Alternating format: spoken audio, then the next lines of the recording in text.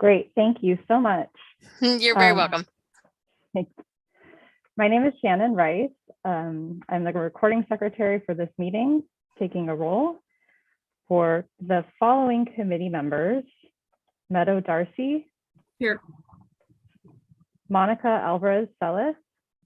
Here. Deborah Spalding. Here. Dave Collins. Here. Ben Guzman. Here. And for alternate members, Peter Rowland. Here. Eric Holmes. Here. And Janet Severin. Okay, and Janet is not here.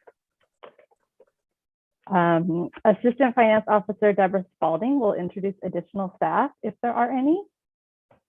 All right, so we also have Deborah Ocker, our CFO here, Jason Rosenberg, Assistant General Counsel, and from Mission Square, we have Erica Armstrong and Hillis Haygood. And then Callum Ross is here from PrimeGov. Great, thank you so much. Today's meeting is held pursuant to the Brown Act, as amended by AB 361.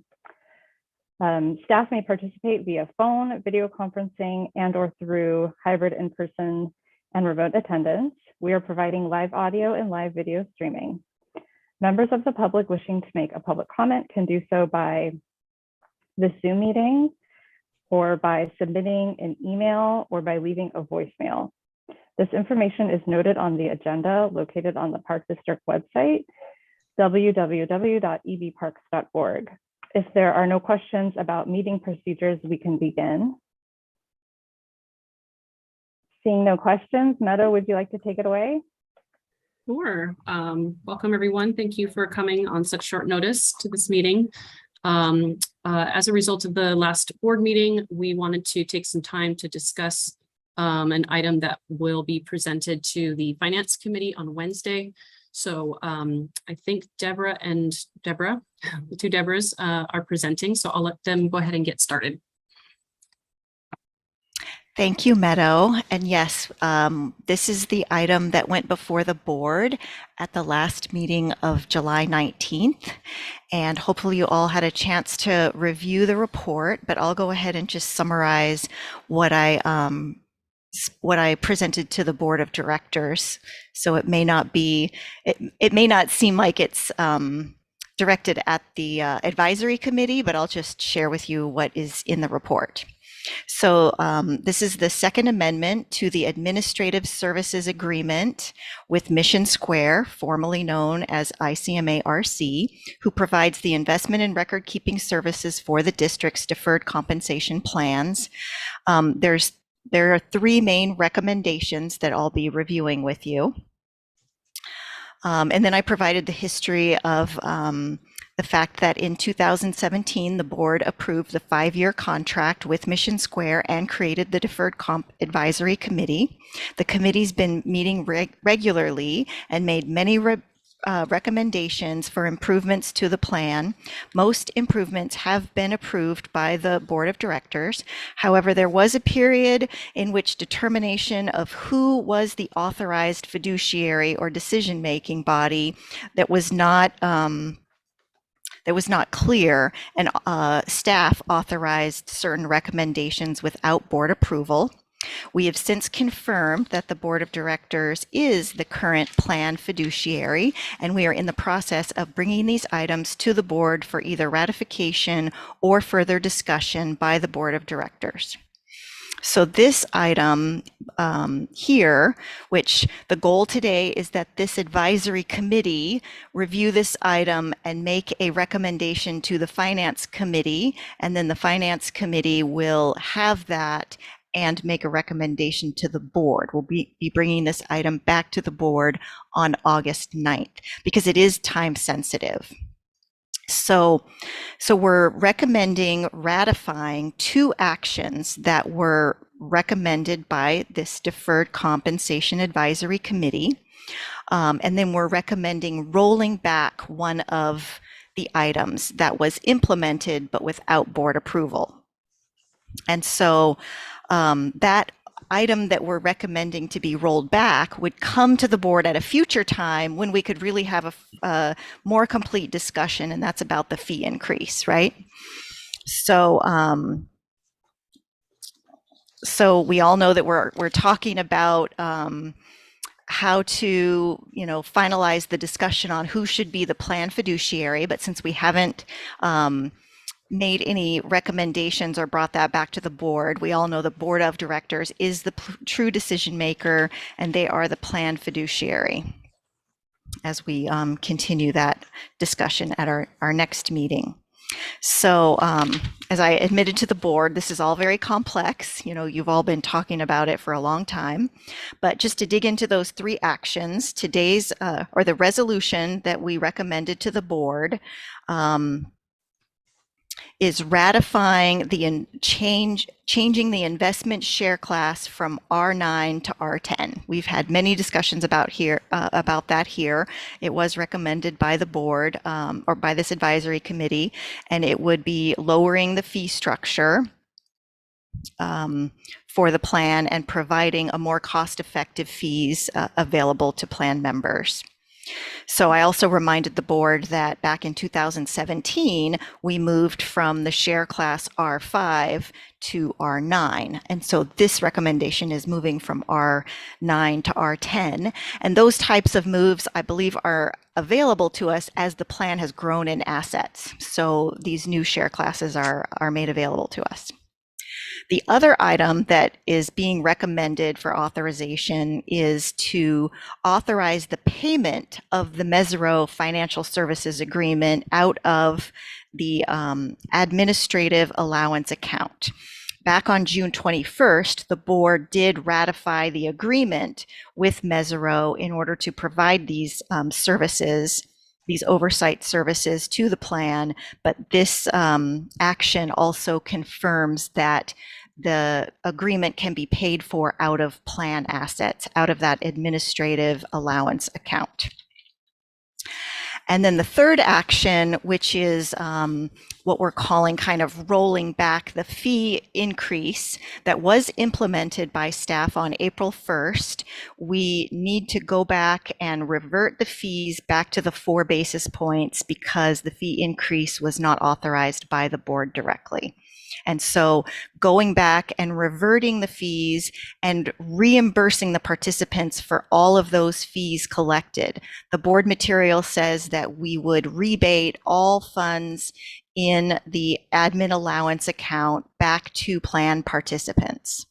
And that was the recommendation to the board because, again, it was not authorized by the board, however implemented. So we need to get back to that baseline, back to status quo, and then allow for the board as the fiduciary to join in that conversation about whether a fee, whether increasing the fees to participants should be made and giving them all the information for that decision. So again, staff feels very strongly that we need to go back to status quo and rebate those fees. So one of the questions that came up in the discussions was, first of all, do we need to do this right away? And then second of all, do we have to rebate all the fees? So maybe those are some of the conversations that can be followed up here, and I'm happy to answer any questions. I think, like I said, staff strongly recommends that we need to rebate back the fees that were collected improperly. I just had a question on that part of it. So maybe Erica can help us a little bit on this, because I think it keeps coming off as fee increases, and I want to just be clear. Like, and maybe I'm off, but I think we didn't increase the fees. We simply defined the admin allowance account basis points. Is that correct, Erica? Because the basis points were already being collected, so it wasn't as though we voted to begin collecting anything new. It was already being collected, and it was just determining whether they get rebated. Or what portions get rebated and what portions, are set aside into an admin account. So is that correct, Erica? Yeah, in fact, it's likely based on, and I don't have the most recent revenue reconciliation report, but I remember back to the one that we had been visiting, that the amount of revenue that we were collecting was approximately 10 basis points before this arrangement, right? So that was because that was approximately how much revenue that was generated above the 4 basis points that we needed.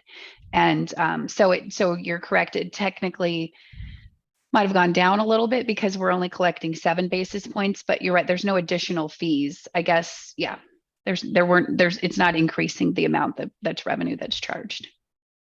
Well, but we were rebating back everything that was remaining in the admin allowance count. So the net was the amount that was required by Mission Square, which was 4 basis points. Yes, minus any administrative, and I don't know if you guys did ever really, I can look to see, minus any reimbursements that were requested from the admin allowance account. So I don't know who paid for NAGDA the last time that you went. Yeah. Right. Mm-hmm. Right. Okay, so that's one clarification. And then the second clarification I had was the I think I also kept hearing like we want to give back the money that was, improperly collected, except for the part that's for Mesero. And so that's where I felt like it wasn't really being clear to the board in that the admin, because in fact, some of the board members actually asked me that later. They were like, wait, so is this? And I'm like, yeah, that's the issue that we have, is that what's happening is the admin allowance is being rebated, under the guise of this was improperly done, but we're going to deduct the Mesero first. And so that's where I think, there was not a clear either description or explanation of why that was happening, and Mesero was being used out of in other words, if that's an improper collection of money, then why was that approved and other sort of improper collecting is not approved? So just trying to understand that. Sure. So it's a good question. I guess since the board ratified the Mesero contract in June, they had taken action to approve those services.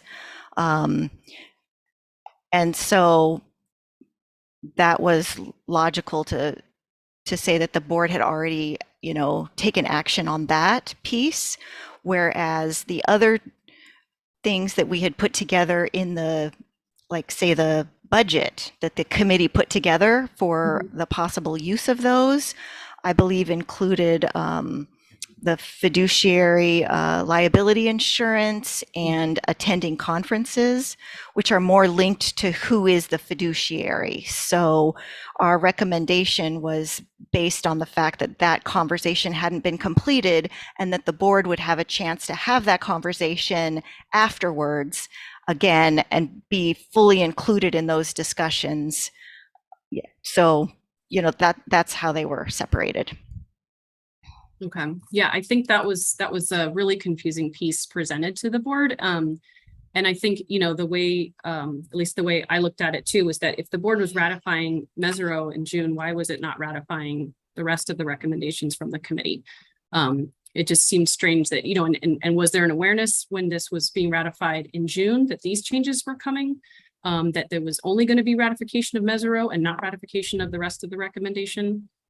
The budget or anything like that? Our immediate goals were to ratify the actions that staff had taken without board approval. So the Mesero contract had been signed by staff, and so getting the board to say yes or no, they believe this is a good use of funds or not. So we brought that to them because it was something that was already acted upon without their approval. Same with this first amendment that was implemented on April 1st. It was urgent. It's still urgent to go back to the board and get them to either approve or disapprove of that so that they as the fiduciary can take action. Certainly there were other things that the committees talked about, but they hadn't been implemented. They hadn't been brought before the board. So that's why those were saved for conversations to bring back to them at another time, just trying to, break it down into bite-sized digestible pieces. Yeah, and I think just the confusion is when you say, there was already this commitment, we were already doing Mesero, but we were already doing the fees as well. So seems like they were kind of a package deal, but that it was pieced out. And you know, if that was the intention, the committee had no idea that was the intention at the time. And I think it's important that the committee be understanding, you know, what actions are being brought before the board and why, you know, the package itself. I mean, when we made decisions within the committee, you know, from our understanding, these were being brought forward. And I believe in looking through the minutes, our understanding was that the GM would sign off on all of these. And so, you know, there's in the minutes, it was, you know, Deborah will bring this to the GM for signature, like there's, you know, all throughout. So it was our understanding this was already happening. And we didn't see any, you know, we didn't realize there was additional, you know, going to the board or anything like that that needed to be done. But I think parceling those out wasn't made clear to the committee. And it does seem like there were several commitments made, but only one was prioritized by the district. Pete, did you have a question, comment? Yes. If this amendment, proposed amendment passes and you refund the entire 3%, the difference between 7% and 4% back to the employees, how would the cost of the Mesero be funded? Would it be coming out of that 3% or not? The calculation of how we came up with the 7 basis points included that, but as we determined that we had already entered into a contract with Mesero, they were already providing services, I suggested that the balance on the administrative allowance account prior to April 1st could be utilized for that. So just to make sure I Right, understand you, the entire. Is that right, Deb? Maybe Deb can Right. maybe Deb Spalding can This is answer. actually Mhm. something that I just learned. So I was reaching out to Mission Square to find out logistically how we pay Mesero. And so we have been invoiced for Q1 and Q2. We need to approve those for payment from the administrative allowance account, and then Q3 and Q4. So they will determine how much we're paying them based on our balance as of Q3 and Q4. So each of those invoices is about 6,000. So that's what we do need to figure out how to set those funds aside. So I just learned this in the last couple of days. So sorry for the new piece of information, but wanted to get it out there. Well, my question is, will these two $6,000 Mesero payments and future ones for that matter be coming out of will that be deducted from the amount that's rebated to the employees, or is that coming from some separate area financially? The recommendation is that it come out of the administrative allowance account. That's what was presented to the board for approval. So it's coming out of the rebate to the employees? It's coming out, yes, correct. I just wanted to say one other thing that maybe is helpful. Meadow was asking, you know, why did you separate these things out into 2 different reports, I think was your question. And I think we were seeing it as the Mesero contract needing to move forward, and then the Mission Square contract needing to move forward. And so we parsed them out that way, but you're right. I mean, they're very interlinked. So to some degree, it makes it more straightforward. Like now you're approving this one, now you're approving that one, but it also makes it more confusing. And then this is Erica, just quickly. So I think obviously I support whatever decision that you guys make. And I think Pete brings up a good point. Now you do have a sizable balance in the administrative allowance account now, but realize that the current structure, if you peel back the 3 basis points, there would be no additional money going into the administrative allowance account. Right, that was what happened with fee equalization. That's why we did that, so that there wouldn't be one person paying more money than the other in terms of revenue that goes into this pot. And then everyone gets the same amount, even though they didn't pay the same amount in. So conceivably, if you revert back to it, you know, the admin allowance account goes away in a sense, because there's no additional revenue being charged, which is fine. Just keep that in mind as you look to distribute that existing balance of it's close to, you know, $150,000 that you'd probably want to still have the board consider earmarking a portion of that to continue to pay for Mesero at least through the end of the contract term, because otherwise there won't, maybe the district's going to pick that up separately, which is okay too, but there will be no additional revenue generated in that account based on if you peel back the 3 basis points. So just real quick, I think that's where the confusion is that we, like Meadow pointed out, we had been collecting a lot more because we were under the R9 funds, and now we're going to the R5 funds where the collection of fees are not as high. So in moving all these parts, we're creating these additional concerns of now what are we going to do about the Mesero contract? Now how are we going to pay if we agree that we can't increase more than the 4 basis points in admin fees? So, you know, to Deb's point, it is a lot of moving parts. Unfortunately, it's been done in, you know, kind of like a chess game. One pawn is moved and all of a sudden it's like we don't know where we're going now. But I do see where the problem now exists. If we don't collect the additional fees, we're not going to have the admin allowance to be able to pay for the cost we agreed to through the board approval of the Mesero contract. So, yeah. I was just going to say, I think, well, there's a lot of ways we could go, but one option that I think Deborah brought up in the beginning is not rebating everything. And that would then give us the ability to pay the Mesero contract for Q3, Q4. And then we can have and whatever else we discuss. But we can then have, you know, the nice, logical, slow, careful conversation, bringing everybody on board to figure out what our fee should be moving forward. And it seems like the question really is, and I don't want to put words in anyone's mouth, so I'm just kind of chiming in here, giving my 2 cents. It's really about what expenses that the board wants to approve, because Meadow's correct. What she started at, nothing's really changed. We were collecting all this revenue before. What's changed is we're making it more, you know, our fee is more equitable. It's still, you know, even if you collect the 3 basis points, there's nothing precluding you from rebating that at the end of every year. What's really in question then is what expenses is the board, what, you know, of that 3 basis points, what is the board going to approve in terms of expenses? Right. Are you talking? I don't, yeah, I guess I don't think I would frame it that way.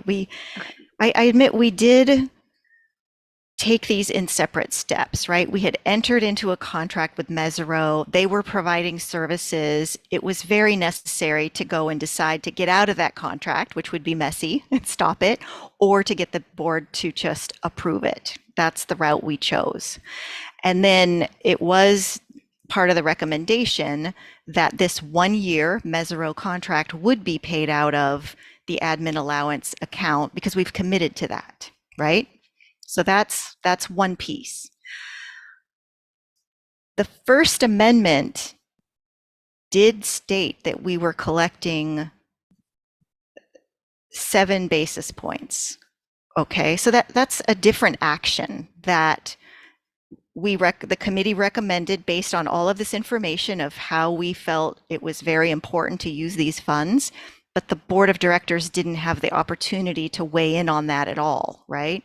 So that's why it's very important to just roll that back, just basically roll back that fee increase that was part of the First Amendment, right? I know there was something else happening before that, but as of April 1st, we took an action that was not approved by the board. We need to roll that back. It was not authorized, and just as if that did not happen, and then start over and have those conversations like you're talking about with the board of directors. That's really the intent of what this action was trying to do. And no, I think that makes sense. Yeah, I got you. Dave? Yeah, and my recollection of the discussion around this, because we've been discussing it for a while, was to coordinate what we thought the ongoing needs to fund some kind of committee activity with the reduction in fees, as we've all talked about. And so we could do that with one step rather than have to zero out the basis points, and then try and increase them. The burden is no less important to describe what this committee intends to do and why the funds are necessary. But this, the way this action is being proposed, it strips it down to the 4 basis points for Mission Squared, and then we have to go through another set of processes to build up something and impose it or to request it. The intention here was specifically so we could just continue to reduce the fees to the necessary level, be it 4, 5, 6 basis points, whatever it might be, depending on whether the Mesro contract was involved or paid for by the district, or whether there's training paid for by the district. So we asked all those questions and didn't really get any, we got sidetracked by the governance issue and the fiduciary issue. Mhm. So it's,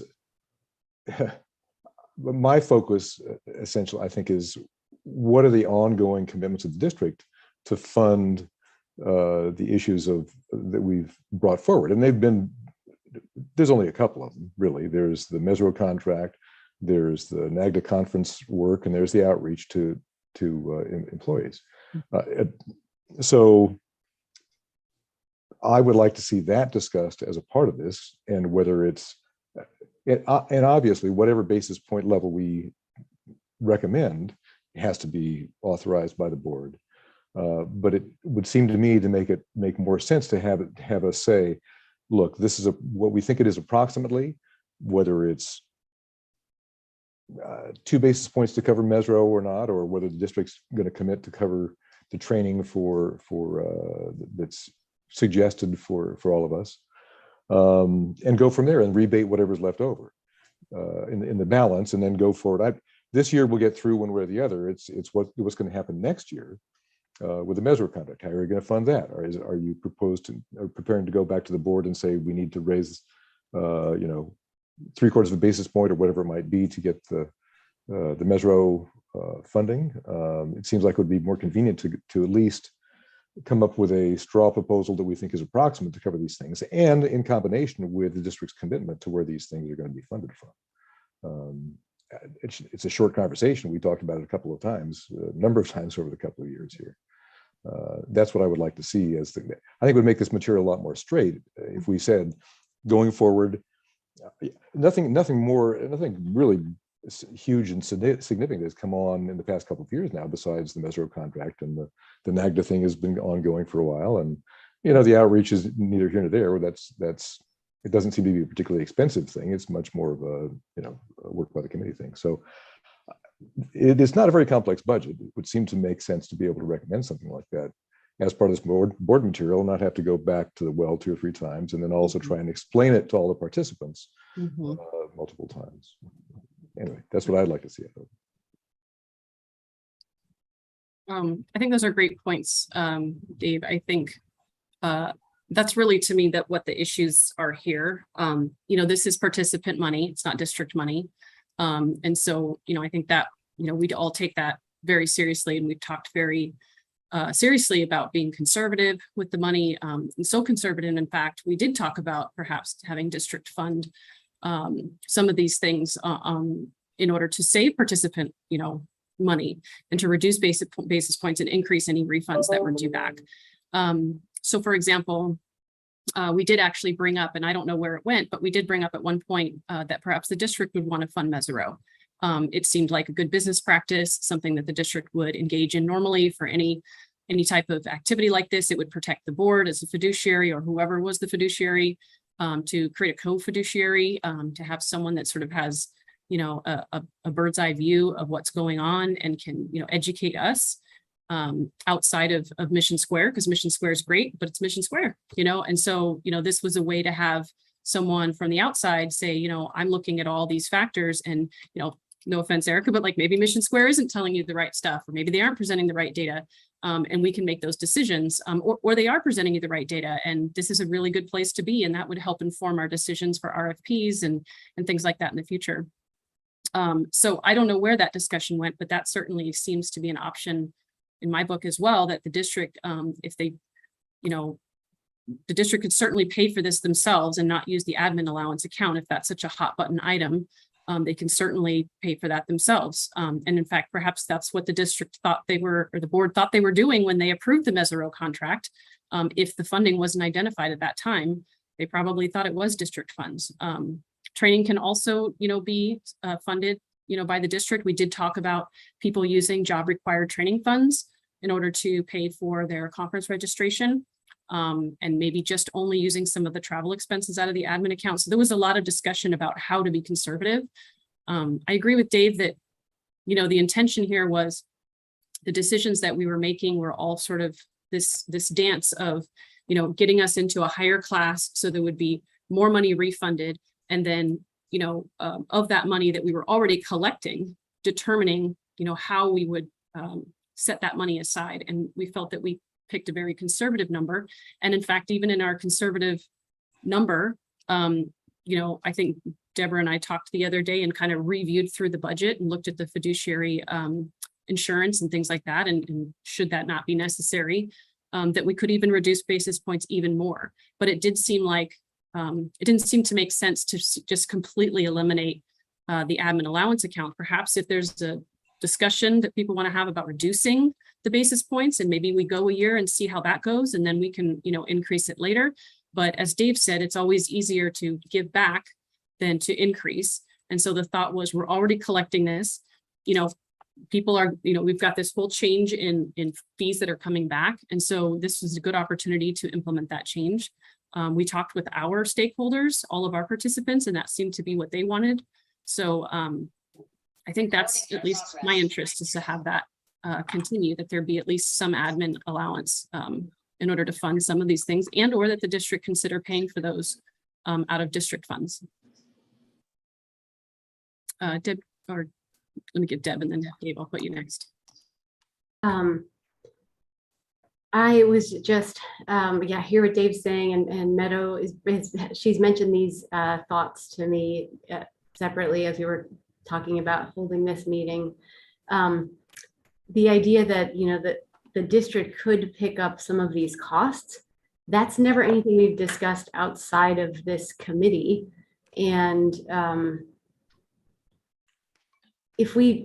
I think there's a benefit to putting the fees down to back to where they were, the 4 basis points, that really allows us to take the time and stop and think and figure out what we're doing, versus picking something and pushing forward with it when we really are, there's a lot of uncertainty right now. That's my thought. Dave. Erica, I see you're back on, I guess. Can you give us an idea of what 1 basis point is again? Remind us of what that is. It's 100th of a No, I understand, but what dollar amount is it for the plan at this point? Oh, I'm sorry. Can you guys hear me? Okay. Yes. Okay. I'm sorry. I had some issues. So you guys have about $130 million into the plan. So you're talking about, it's about, whoops, hold on. 1 basis points would be $13,000. Okay. So the 4 basis points is 52,000 or whatever it is for Mission Squared. Yes. So the Mesero contract is something in the range of 0.5 basis point. Is that about right? I think it's 1.7 or something. Oh, 1.7. Yeah. That's right. I'm sorry. That's a quarterly Yeah. amount.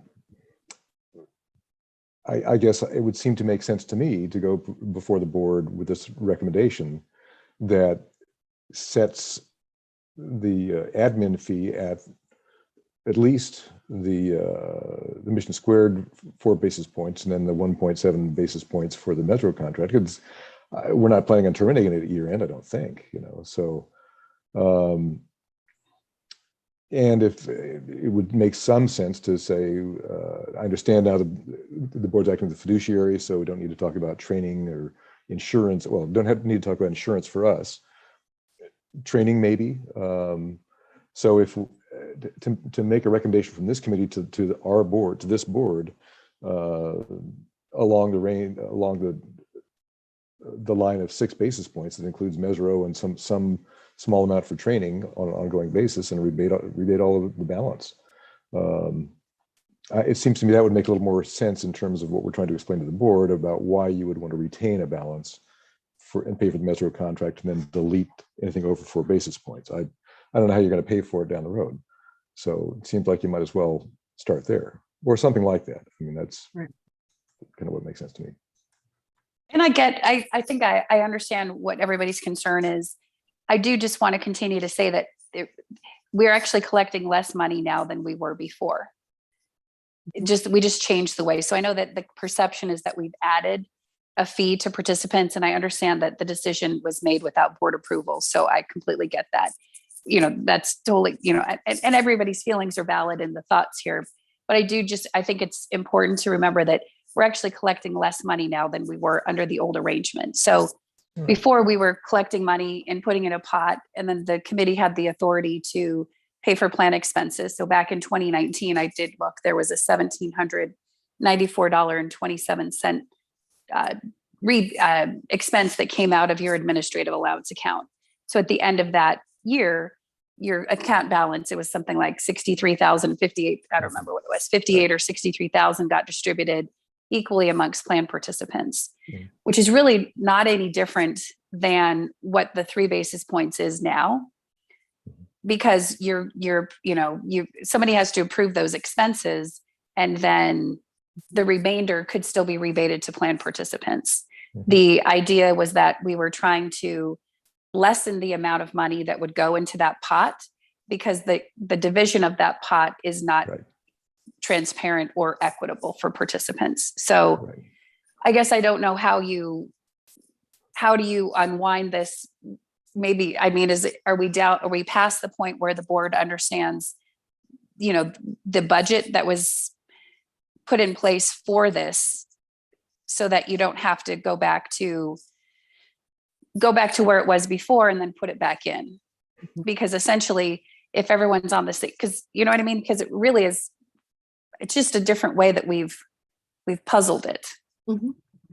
But I do appreciate the board didn't authorize it. So that's the tricky part. So how do you get out of this with minimal disruption to participants potentially?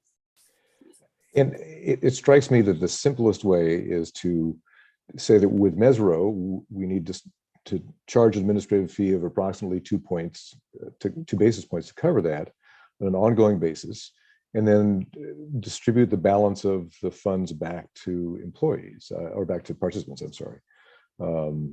That would fund Mesro on an ongoing basis rather than just a one-time basis. We wouldn't be stuck with the difficulty of having to come back to the well and continue it for another year or whatever we're going to do with that. So that's what seems to make sense to me. Sorry, Pete. I was wondering, my question is, when the board approved the Mesro payment recently and maybe in the past, was there no mention in the board material at all and no discussion at the board meeting over where the funding was coming from? And is that standard practice? That seems really odd to me.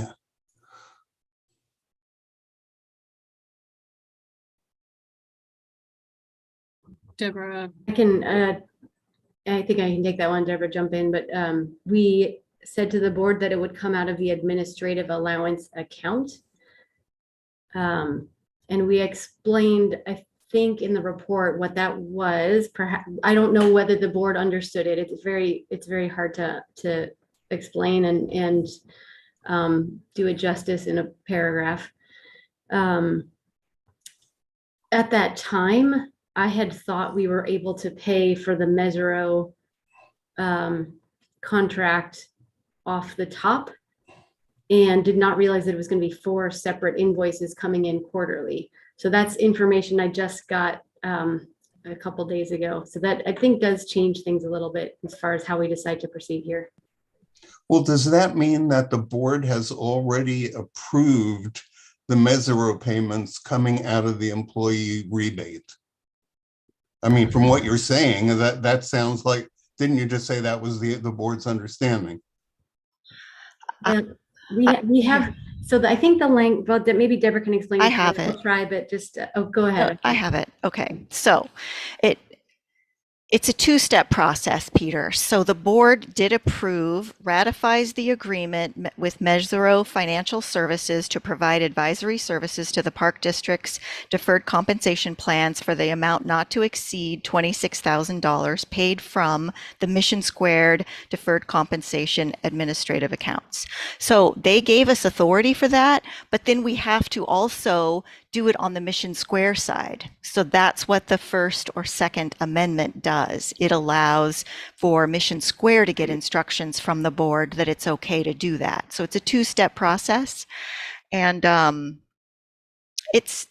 I guess I just want to reiterate that this is very complicated and the board really deserves the time to go through and understand all of this. So that's why our recommendation, it's for two reasons. Our recommendation is to roll back to the 4 basis points to give the board a chance to really have these conversations and understand them.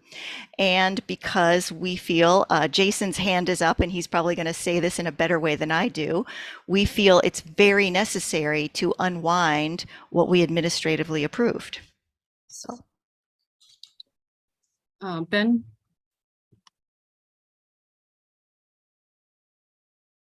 Sorry to click the buttons here.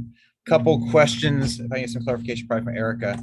So in the past, it looks like every year we did a rebate. How much was kept in the account from year to year in the past? How did the admin account each year get rebated down to 0? Or was there something left over kept in the account each year that would be held over from year to year? Yeah, our stand.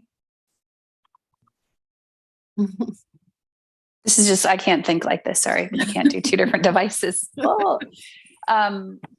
It was down to 0 every year. So we would do it around November of each year, November, December. And that was the standing order. You guys had directed us to automatically disperse all the assets in the plan, knowing that, you know, the next year, because you just really didn't have any expenses, right? Except for things like potentially NAGDA or whatever else would be decided. So each quarter there would be more money put into the account under the old arrangement. Great, thanks. And follow-up question. So the original, it sounded like prior to April of this year, we're doing about 10 basis points that got rebated each year. Who set that initial 10 basis points? And how did we decide where that went with the admin account, training, subcommittees? I'm guessing the board would have approved the original 10 a long time ago. So the 10 was not actually something that it wasn't a flat dollar. It wasn't a flat fee, right? It just equated to it, because the way we charged fees before is each of the investments within your lineup paid revenue. The least amount of revenue that any fund would generate is 5 basis points. The most was 25 basis points. And so it just so happened. So really that amount would be based on where was the majority of the money, right? So it just, for the last time we looked at it, I think that was in 2021. It could have been even 2020. It just equaled about 10 basis points, like 9 point something. But if everybody had moved their money into, say, the Plus Fund or lots of target date funds, that number would have gone down. So it wasn't a set amount. It was just what happened to be generated in revenue from the way that participants collectively invested their accounts. So then does that make sense? Yeah. How did we get money then from the original admin account? Where did that come from? Yeah. So then what happened? So we would just by happenstance, right? Based on the way that everybody was invested in the plan, it generated about 10 basis points, 9 to 10 basis points. And we needed 4 all along, because back in 2018, when we entered into the agreement, we said our revenue requirement's 4 basis points. So of that 10-ish, right, that it could sometimes 9.7, maybe it's 10.1, maybe it's 9.8. We would take 4 of it. And the remainder, that 6 or so, 5.5, 6 basis points, that's what went into the admin allowance account. And then this is maybe for Meadow, you've been around the longest. Then who decided where that money went? Did that ever go to the board initially, or did the committee decide how to spend that?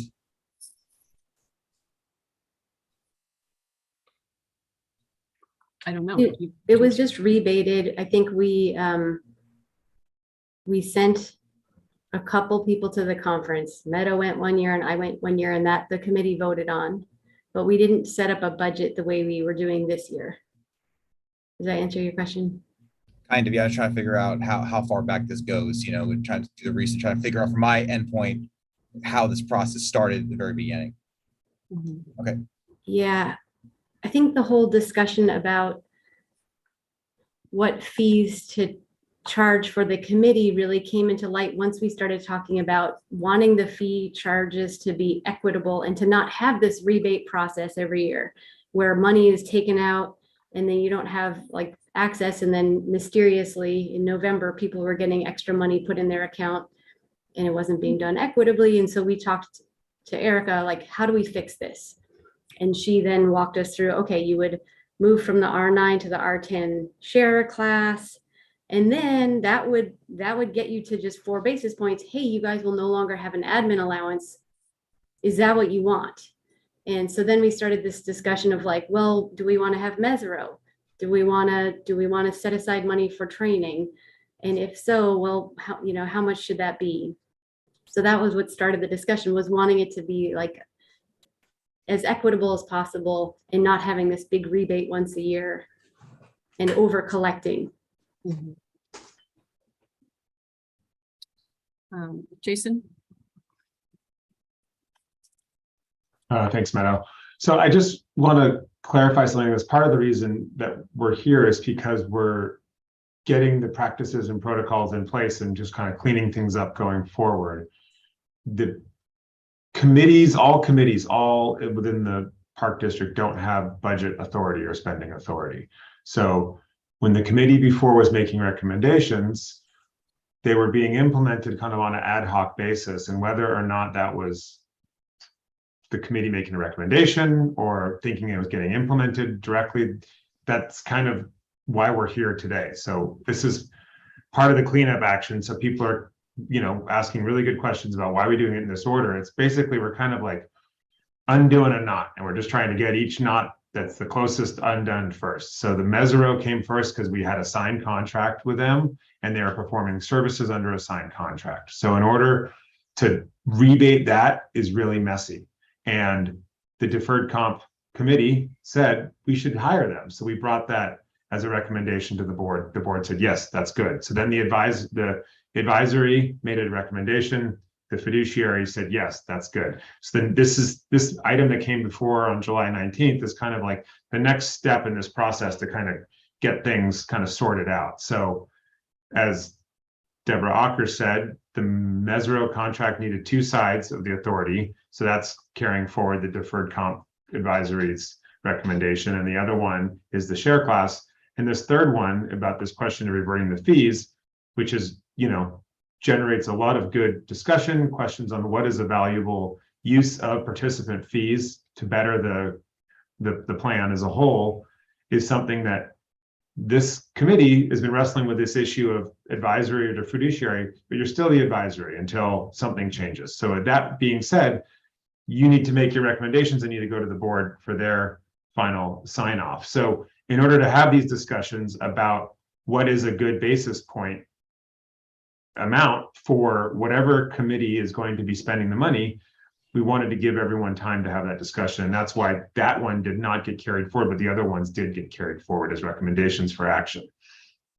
It's important to note that I believe the admin allowance account did not get fully refunded in 2021, and that's why it's carrying a high balance. So the question of how many basis points to charge for the types of things that the advisory committee think would be a good expenditure of plan money is like, you can recommend to the finance committee and the board to say, hey, until we figure out this fiduciary thing, we think these 3 items should be spent out of the allowance because there's enough to draw down. Or you can say refund it all and start 0. I mean, I think there's ways to kind of make recommendations that don't have to answer the basis point question now, because part of the reason why there was a pause in this is because in the basis points from 4 to 7 was fiduciary insurance. And that is like a question that needs to be put on pause until the answer of who is the fiduciary is answered.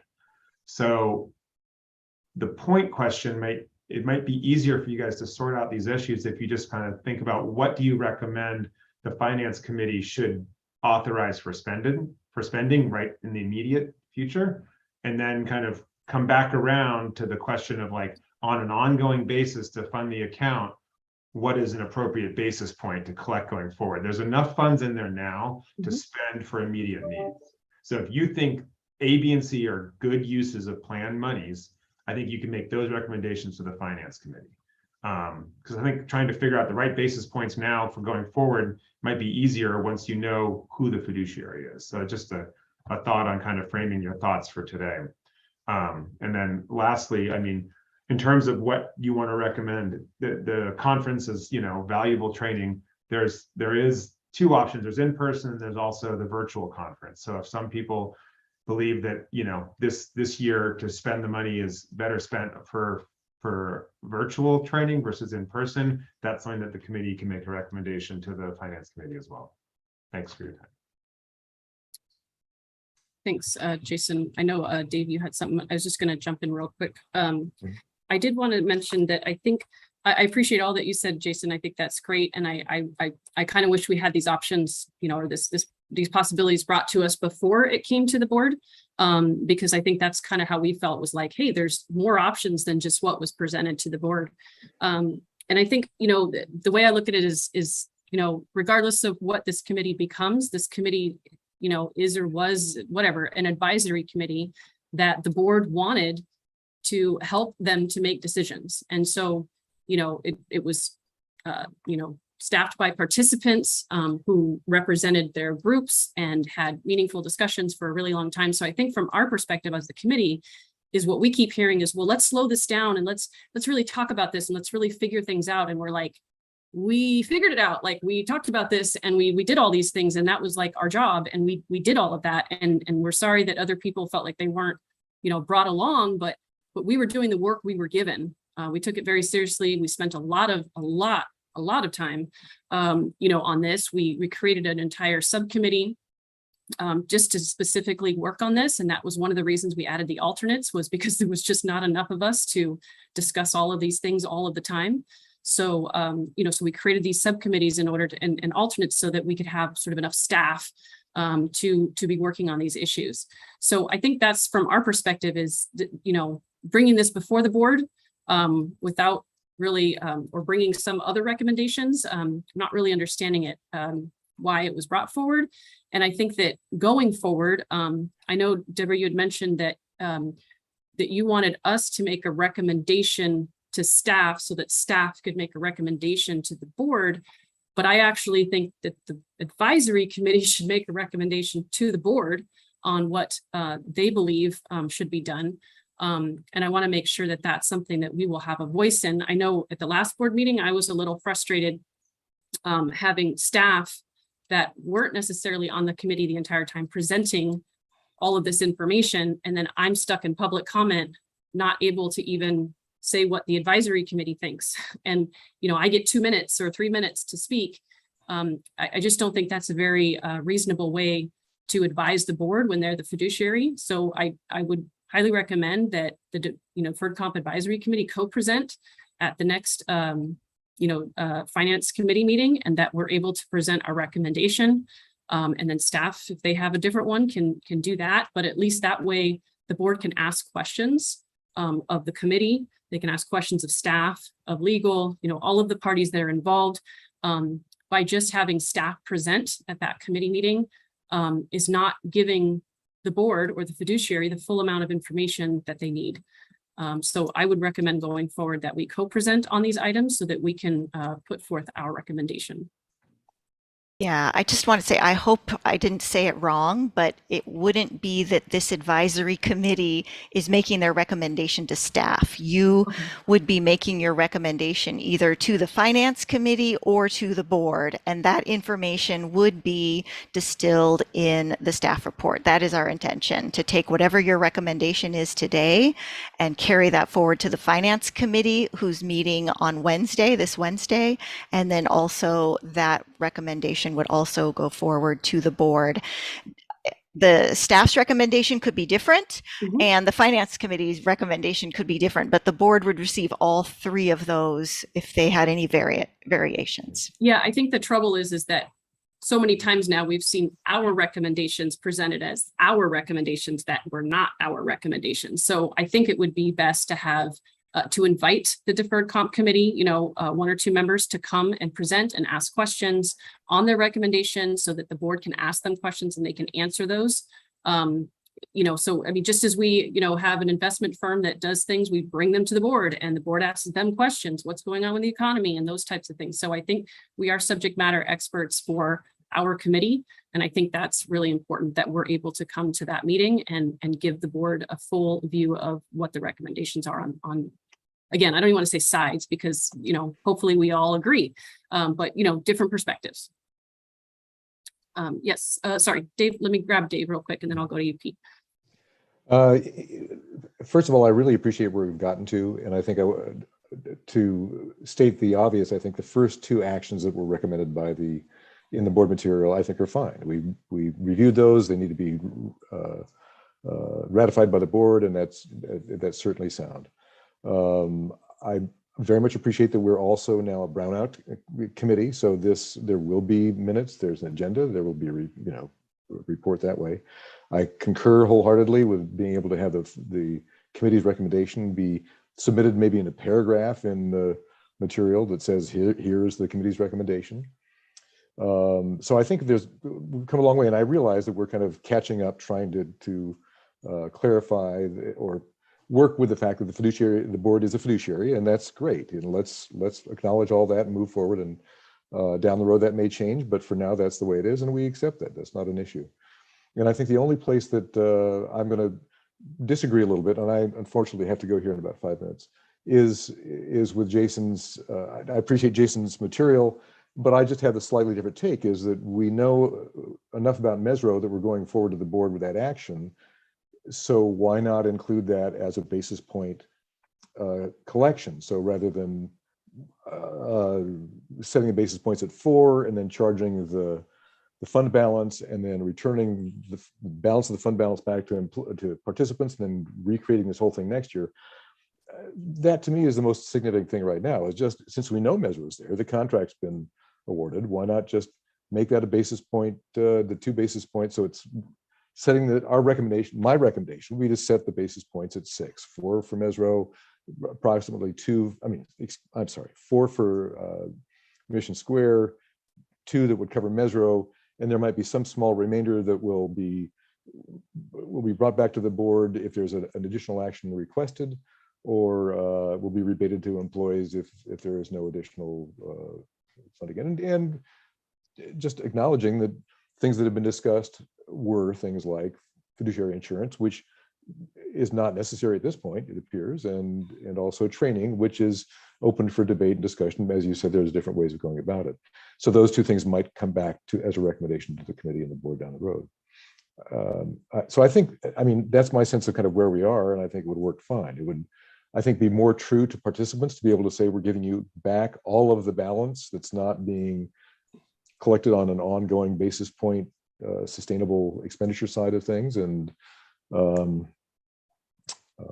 that would kind of clean up the work and let us go on about our business and make and get past this particular knothole, or not, whatever you want to call it, and move forward. So I can be here about 5 more minutes if there needs to be a vote, but otherwise Peter has. Try to speed it up.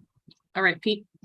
Well, actually, Dave said the essence. I'll just restate it. And as a question to Jason, is that, do you see any legal problems with doing what Dave just suggested of asking the board to make the Mesro funds come out of the basis points before they're deducted? Because from education and outreach standpoint, when you start giving money and taking it back and giving money, it looks unkosher and it's not good for the plan, and there's already enough distrust among the workers without having this kind of nonsense. And so, Jason, do you see any legal objection to following what Dave's suggesting?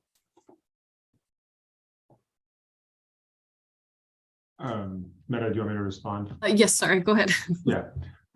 So provided that the board of directors authorizes the action, I do not see any problem with it. And I understand with Dave's approach, it makes total sense. It's part of in some ways, I think it's a little bit putting the cart before the horse, because the Mesro contract is a 1-year contract, and it was intended to only be a 1-year contract to give the fiduciary and the advisory bodies time to consider do we want to keep using Mesro? Are we getting our money's worth? Those are questions that you guys have time to discuss. So the basis points is like a percentage, as you guys all know, that'll be collected going forward. So in some ways, going back and forth, and you go to 6, and then you realize you only need 4, or you need 5. I mean, there's a certain, and this is just for the committee to make a recommendation as to what you think makes sense. But I just do want to point out that at this time, there's adequate funds in your budget where you don't need, you can go back to the 4 basis points, pay for whatever you think is important, and still have time in the next year to discuss what the right basis points is going forward. Dave, if it, you know, maybe it's going to end at 6 and you're prophetic in that, right? And you can see where it's going. But and I'm not making a recommendation as to whether to do points or money or items. I just am kind of trying to help frame the discussion as to how the committee wants to make a recommendation to the finance committee. And then one comment on Meadow on, you know, you wanting to make a recommendation and being able to do that. I think the best way to do it in kind of as bodies speak is with a vote, with a majority vote says, this is our recommendation. We're going to put it in writing and we're going to transmit it to the finance committee. And us as the committee authorizes member X to write this item up and send it to the committee on behalf of the committee. That's kind of the most efficient way, because then the finance committee will see that. They'll be able to see the staff report from management, and then your recommendation and whatever else there is gets forwarded on. And then the finance committee will make a recommendation, and then the board will get, you know, deferred comp, finance, and then staff. So there'll be 3 items, and they can, if it's all put together, the staff can, you know, put them all into one report. They can be separate. But I mean, I think in some ways, being able to make a vote now on a recommendation is going to be the best way to speak as the committee. Okay. I'd like to make a motion for the committee to consider that we establish 6 basis points. That is 4 for Mission Square and 2 for the admin allowance account. And that the existing admin allowance account be used to pay for NAGDA conference for all members and alternates. I know not everybody wants to go. And also the board of directors, should they choose to attend, whether it be board finance committee or, you know, the full committee, either one. But that's my recommendation. So pay out of the admin account for training for all members and alternates plus the board of directors, and going forward 6 basis points total. Second. Dave, so we have a motion, we have a second. Is there any discussion on this motion? I have a question, Meadow. Sure. That's 6% in training. I can't remember anywhere, and I'm so confused. Didn't we have something about 7 before? 4, 2, and 1? It seems awfully close to 7 we had discussed previously. I think the 7 basis points was what we had recommended initially. Yeah. And so we're moving down to 6 because there potentially is not any fiduciary insurance needed. And so this way it would be sort of a minimal amount. If we needed to raise it later, we could. But looking at Mesro being 1.7 and leaving that, 3%, 0.3% or whatever for training at this point, and then we can decide further. And then we would refund the remainder back to the participants. Thanks. Yes, Dave. And the only thing I might suggest you add is that I think you ought to be authorized as the chair of the committee to draft this on our behalf. So do I have to do like a friendly amendment or something, or is that just sounds like just administrative, correct? We would second make the that motion after. Okay. Revise the motion if you'd like, and I could second that too. So why don't we do this motion first? Yeah, and then we'll do that one after. Is it too late to ask for discussion on it, or? No, sorry, we're still discussing. Yes. We're still discussing. Okay. Yeah. So go ahead, Deb. Do we have a sense of the cost? I think so how many people want to go, and then the cost, and just how much we're approving if we're saying everybody can go. Right. What is that? Yeah, I think we originally it was about 2,000, but now that it's been so long, I think the airfare has been increasing quite a bit, and I know the tuition just went up $100, or will if we don't do it the next few days.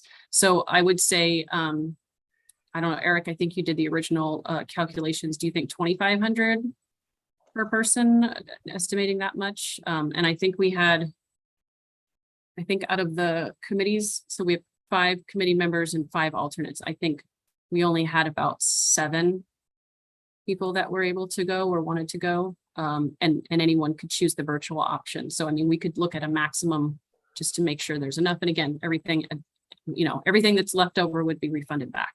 So, we could just say 2,500 times 10 people, and then the board, I guess, I don't know. It seems, I guess I'll just do I'm sorry, say that I'll again. do the opposite perspective, but like 25,000 seems like a lot of money to spend on sending everyone to the conference. Sure. I mean, again, we can set it at any amount that we'd like. We can cap it at 20, for everybody. I don't know. It just depends. Again, anything that we don't use would be refunded back to the participants. So, yeah, we had originally said $2,000 and sending, like when we were doing the budget, Dave, we had said $2,000 and now we're at 25,000. So, well, no, we said Maybe we don't 2,000 per person, per member. well, maybe that was a different discussion. I'm thinking of when we came up with the 7 basis points, we set aside 2,000. Correct. For the conference, but not 2,000 per person, but just 2,000 flat. Correct. And I think that was because we were going to send one at a time each year. And then we went 3 years without sending anybody. And so that was kind of where we ended up. And it was virtual at that time Right. too. And it was virtual at the time. I have to take off. Thank you Sure. very much. Thank you, Dave. And Peter, you're on. Pete will have your vote. Very Thank good. you. I totally agree. We're on the same wavelength. Did you have anything else, Deborah? Or okay, Jason, go ahead. Yeah, I just wanted to add that right now, the board action that formed the committee formed 5 members. It did not form alternates. That was formed by the bylaws. So in order for the alternates to be in part of the training the board would need to formally accept alternates. So right now by the board action, there's 5 members. There's not 10 members. The alternates was something that was created by the bylaws. So recognize this is your recommendation, but I just want to understand that in order for alternates to have access to this, the board would have to formally modify the DC structure to allow for alternates in that as well.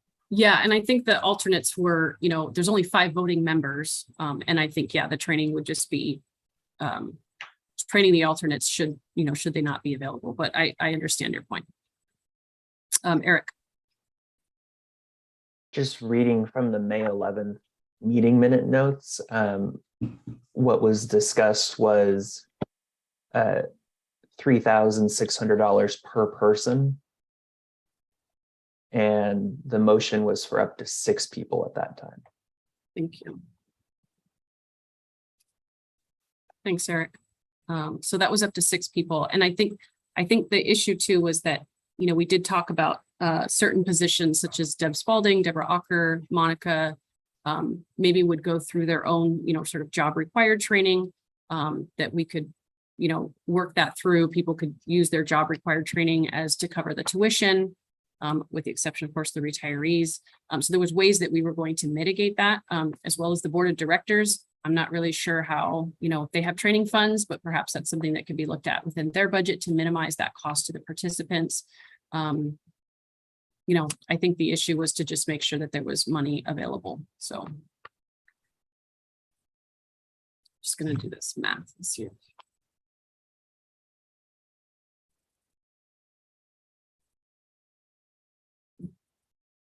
So yeah, that was, so 3,600 times 6 people was 21,600. So again, this action is to sort of catch up the training. We haven't had training for a very long time. And we are making a lot of really big decisions. And I really think it's important that we all be on the same page. So that was the original intent of the training. So it looks like with the increase from the delay, I think 25,000 is probably reasonable. And again, anything we don't use, we would, be conservative. Anything we don't use would be refunded back to the participants. Does anybody else have any discussion on this item? Just to be clear, we're voting on whether or not to revert from 4 to 6. Correct. And to authorize use of the admin fee for the training, which could equate to about 26,000. Correct. And I think the reverting from the 10, right, to the 6, because we're collecting 10, we haven't been refunding it. So if it's going to be refunded, it's refunding it at 6 instead of 4. So yeah, I'm not sure how we phrase that, but yes. Well, it would be the Mesero as well as the training coming out of that, correct? Correct. Yes. That's to cover Mesero as well as training. So that also means whatever we over collect, because we did collect 7 this last quarter. Right. Flat fee of 7, because that's what we originally proposed. Whatever we collected, we're not refunding, but we are saying that going forward, it's going to be 6. I think the motion was for 6 going forward, and that we would use the existing admin allowance account that has funds in it, because those were fees collected from previous years that, you know, should have went towards training, but we had COVID and all of that. So that's the thought process, is utilize that account to pay for the training now to get everybody caught up, and then move to the 6 basis points going forward. Any further discussion? Oh, sorry, Deborah. Yes. I want to hear from Jason too. So it's very important to legally unwind what we did. I just want you guys to understand that staff needs to recommend that. So in order to move this recommendation forward, maybe you could think about crafting it as the 6 basis points start at the next available quarter or something like that, so that we can still, I don't know, Jason and I are going to have to talk about that, to unwind this action that was taken without authority, that the 6 basis points would start at a date in the future, maybe if you recommend that, and then you hold in the admin account something that you feel you want to recommend for the current year, so that you wouldn't be behind. That would, to me, be something that could be considered better than saying that we're going to affirm something at a past date. That's Sure. I don't know if Sorry. Jason, if you want to Maybe that wasn't clear. something. I just want to clarify my motion. It was not backwards. It was forwards. So What it's do you sort of think, like we Jason? put a stop here, and then going forward would be 6. So What do you think? I wrote down the motion. I can read it back. It was first and seconded, so it is appropriate for a vote. So if it's not the motion that you intended after I read it, you can vote it down and then start a new motion if that's easier. So let me read you the motion that I wrote down. It was, and I think the other thing that you may want to incorporate in your recommendation is, as we're focusing on the third kind of action item, and I don't think there's been any discussion on the first or second action item. So Right. you Okay. may want to reconsider a new motion that says we recommend implementing action items 1 and 2, and with respect to action item 3, we recommend paying, reverting it and then doing the following actions. And I can help form a motion if that's helpful. Okay. But let me read back to you the motion that I have as first and seconded. It was a motion to recommend 6 basis points, 4 for Mission Square, 2 for the admin allowance to pay for NAGDA conference for all deferred compensation advisory members and alternates and board members if they want. So if in further discussion on that, that's not exactly captures what you want, my recommendation would be call a vote, not pass it, and then I can help form the second motion based on what I've heard. Okay. If Yeah. it's what you want. I then- thought I said that the admin account would be used for,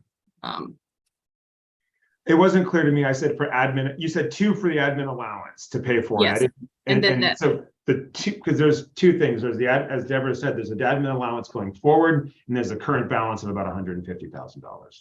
so maybe we could break it up into several motions. Recommend 1 and 2 be done. And Okay. then basis points is another, and then existing admin allowance account. Would that be better organized? Sure. Why don't you vote on this Can motion on the floor Okay. right now? Okay.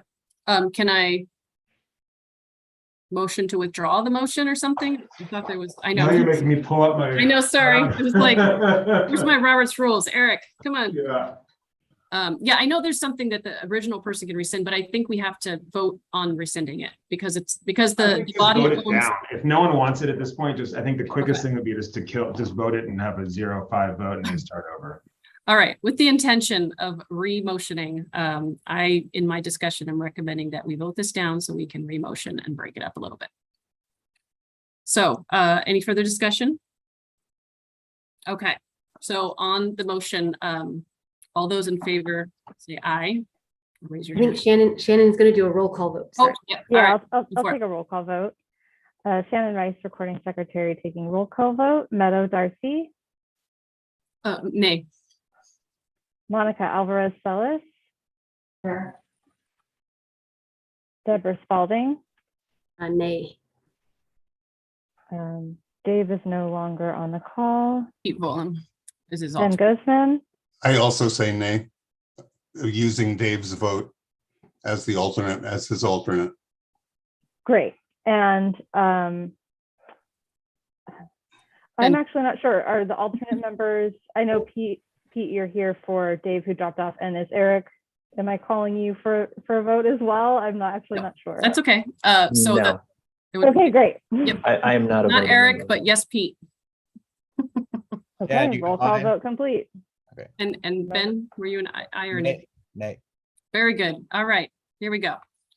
Okay, so on the board actions, so you want to help me out with this one, Jason? On the Yeah, board so let me just write a couple notes just to get it Sure. right, because I want to be able to put this in writing for the finance you. committee. So as I understand it, the first recommendation of the deferred compensation committee would be recommend a change to the Mission Square contract to accomplish the following. 1, pay for the Messero Financial Services contract, and 2, moves instruments from the R9 to R10 share class. Correct. So someone can just say so moved on that, So moved. and then Second, okay.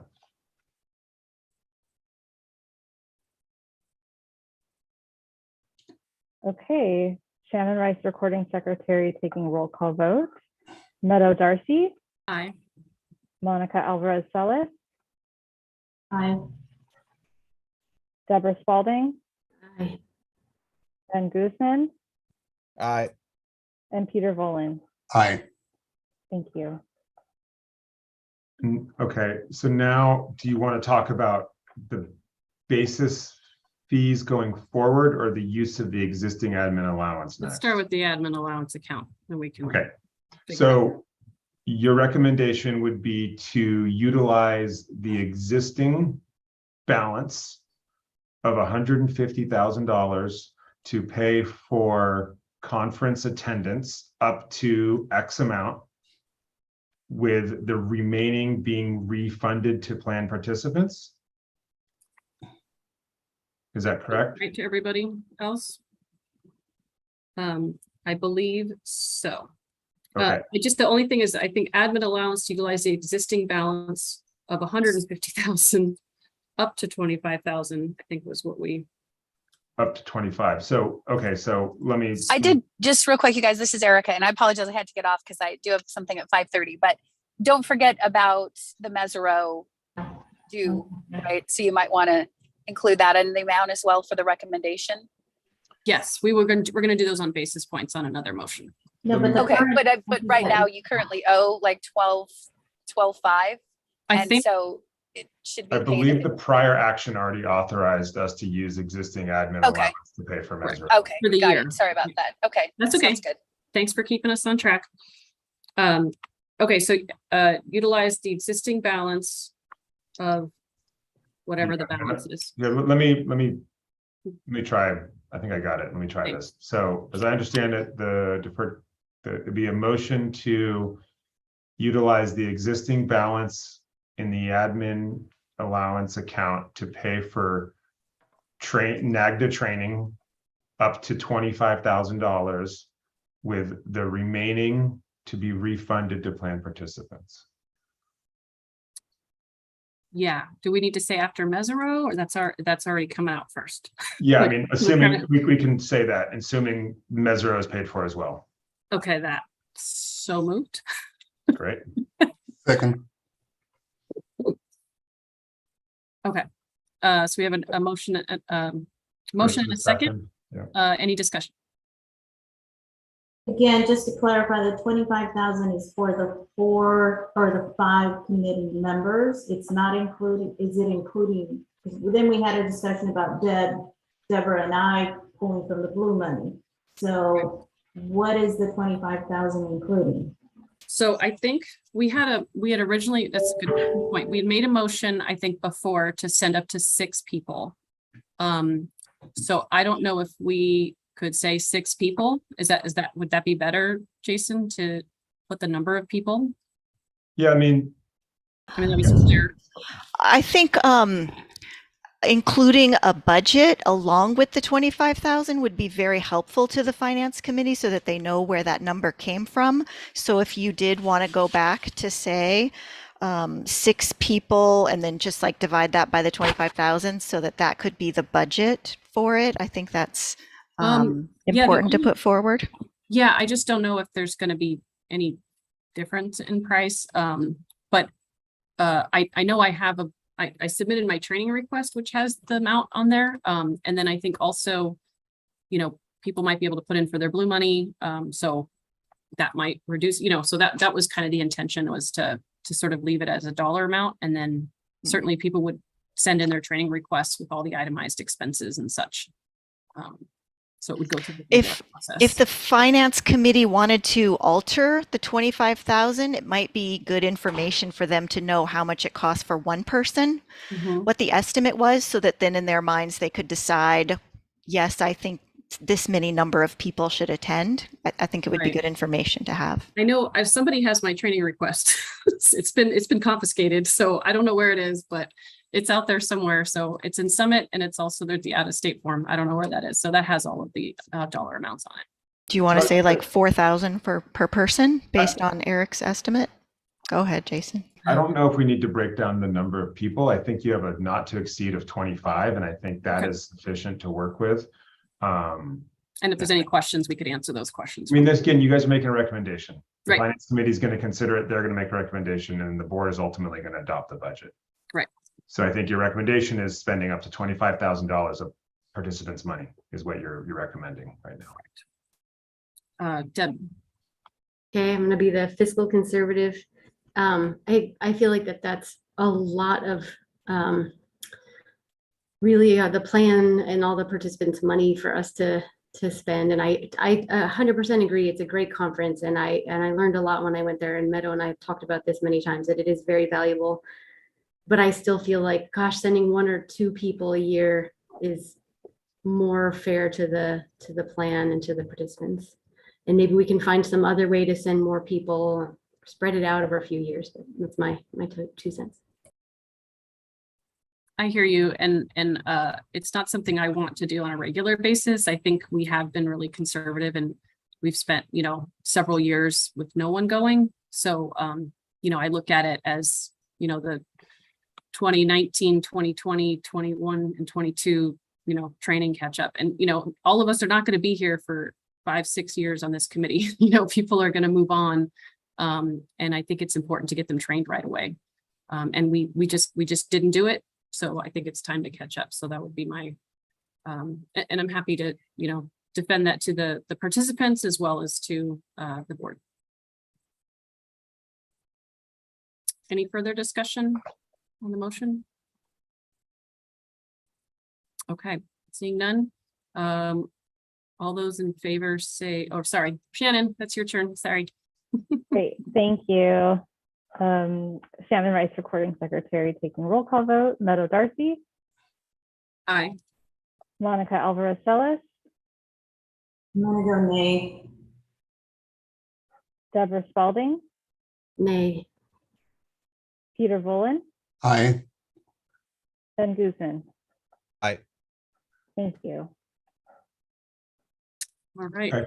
So the third one, I think, let me try to do this quickly and hopefully I can capture it, is for the third recommendation, that is to reverse unauthorized increase in fees, and the fees will revert back to forward BPS. You would recommend doing that implementation, and at the next potential time to increase basis participants, you'd recommend increasing it to 6. So I don't know if I would present it as increase in fees. I think rebating is probably more, we're already collecting the fees, always have been collecting the fees, and we've been rebating. So I think retention, I mean, unauthorized retention, I don't really know what, but it makes it seem as though we're increasing fees when we're already collecting and we're just rebating. Well, the amendment is written in that manner to say changing from 4 to 7 right now. So I think the amendment is required to state it that way, but we can certainly in the report maybe explain better how they've been collected. Is that right, Deb? Yeah, that's exactly right. I had another thought too that I'll go ahead. wait till. Erica, do you have any feedback on that, on the wording of collecting and rebating, or? Yeah, I guess if, to Deborah's point, if the amendment's written that way, then it probably makes sense to make sure that you're taking that language, mirroring that language as you take it out, or reverse it rather. Very good, thank you. Yes, Deb.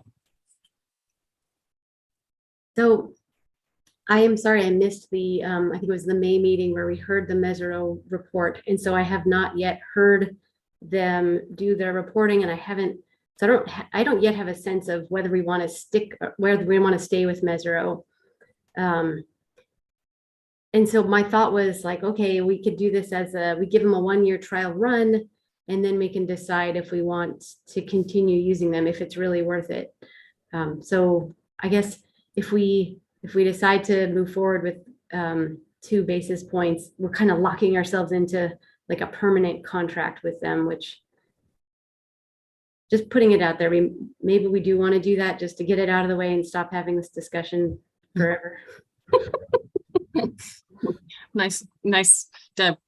I think also it doesn't mean we're locked into Mesero. It means we're doing 2 basis points for, this type of service, but we're not necessarily locking in Mesero with basis points. And there's nothing to preclude you from down the road making another amendment to say, to get rid of Mesero, and to say that in the future you want to reduce it and not have no additional admin allowance or charged, or half a basis point or something like that. Right. Pete? Well, it seems to me it would be very foolish to kick out Mesero and not replace it with a similar function. It's hard for me to believe, astonishing that anyone would even consider that, especially with the board or whoever being the fiduciaries. So maybe we shouldn't put Mesero into the wording. We should just have a generic one. So we're clearly not locking ourselves into Mesero, but we should allow for someone fulfilling that function, which we are absolutely not capable of doing. And then, if the board decides to completely eliminate it, there's nothing we could do about it, but it would seem entirely foolhardy not to have some company fulfilling that function. Yeah, I would agree. Ben? I agree with Pete and Eric. I mean, I'd rather have it in. It's easier to, whoever in the future decides if we didn't want it, it's again easier to then rebate even more to participants if we decide not to have anything at all versus trying to get that back later on. So I'm for it. I agree with you, Pete. Jason? I was just going to try to reword that recommendation. All right. So let me try again. Try again. Try again. So the recommendation would be to authorize the reversion to 4 basis points, and at next window for basis points adjustment, recommend an increase to 6 basis points. Did I get it right? Say that again? Yeah, if you could just say it. Recommend the board to authorize the reversion to 4 basis points, and at the next window for basis points adjustment, increase to 6 basis points. So we do it because they, like open enrollment type. Do we need to say increase to 6 basis points for, co-fiduciary services and participant training? Sure. Or if you want, like yeah. that. I think that would be much clearer to the board and everybody, so there's no mystery going forward. Right. Okay, so moved. Second, All right, so we have a motion and a second. Is there any discussion?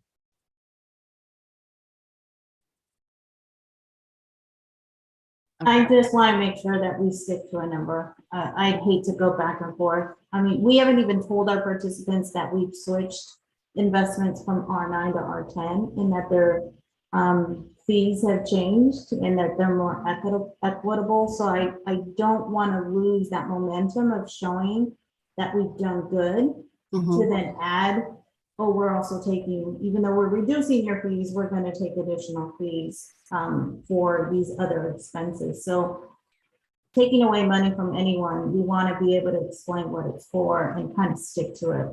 So if 6 is where we want to land, that's fine. But I don't want to find out next year that we're going to go to 7 or reduce it to 5 and then change it again to 8 because everything's changing. Sure.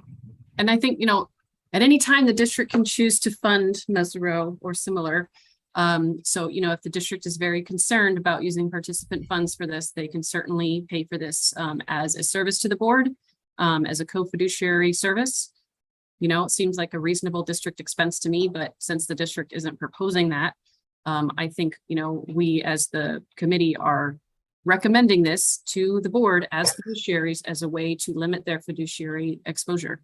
So I think, like I said, I could justify that to any of the participants and say, you want Mesero looking over the shoulder. So any further discussion? Okay, Shannon, take it away. Okay, Shannon Rice, recording secretary, taking roll call vote. Meadow Darcy. Aye. Monica Alvarez Bellis. Aye. Deborah Spalding. Aye. Peter Volan. aye. Ben Guzman. Aye. Thank you. All right, very good. Okay, Jason, Hallelujah. I was like, do we have anything else? Did it. Jason? It was a very, very tough meeting, but thank you. I mean, not tough. I mean, just tough in that, like, a lot of stuff to chew on, a lot of stuff to decide. And thank you, everyone, for coming to this meeting so late, and appreciate your patience and willingness to work together. It would be great, I think, to have deferred comp committee members come to the committee and help present that information. I think in light of the last board meeting, it would show that we are together and we are, moving forward together. So that would be my personal recommendation. Yeah, so thank you everyone for coming out. Yes, Deborah. Yeah, I think, thank you, Jason, for walking us through these steps. We'll try to draft up something, but would want, I think, it'll have to be a quick turnaround to get it to the finance committee members. So I guess we'll have you look at it, Meadow, and before we transmit it. And actually, that reminds me, I think Dave had said something about, didn't he say something about drafting? He was recommending that you be, that the committee voted to have you authorized to draft something or edit the recommendation. So unless anybody else wants to do that. I can write up what was Wonderful. Thank you, Jason. And if you could just send it to me, that would be great. And I'll take a look at it, make sure it's what we talked about, and then we can move forward. All right. Thank you, everyone. Thank you. Thanks so much. Have a nice evening. Good meeting. Bye-bye. Thank you. Bye, guys. Take care. Bye.